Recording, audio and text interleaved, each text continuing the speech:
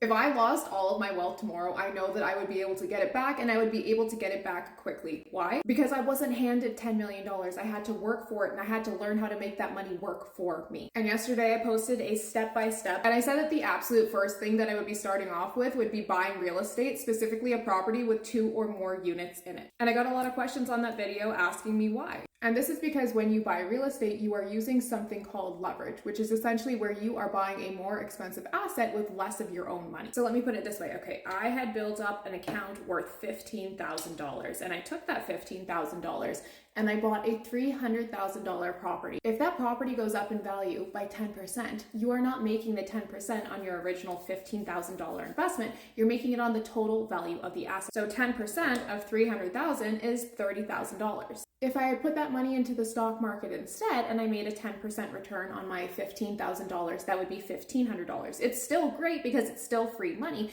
but it's not $30,000. And when you buy real estate, you also have more control over the actual value of the asset. So what do I mean by that? I mean that you can force appreciation, or you can make it go up in value. How does that work? Typically what I would look for is buying an ugly property, one that is structurally sound, mechanically sound, it's in a good location, but it's just ugly. Then what you can do is go in and actually renovate the property and make it go up in value. You can add landscaping, you can renovate the kitchen. My first property that I did this with, I turned $15,000 into $150,000 2 years later. And another 2 years after that, I turned that $150,000 into $500,000. Now, the reason why I talk about the stock market so much on my page is because obviously there are barriers to entry when you're getting into real estate, meaning you need to save up the down payment, you need to qualify for the loan. But with stocks, you could get started with as little as $5 if you wanted to. And if you wanted to invest in real estate but don't have enough to put into a property, you could also invest into something called a real estate investment trust. This is basically a company that owns and operates real estate and then shares their profits with you. However, if your goal is to build wealth as fast as possible, the use of leverage, like with real estate, and the ability for you to actually force appreciation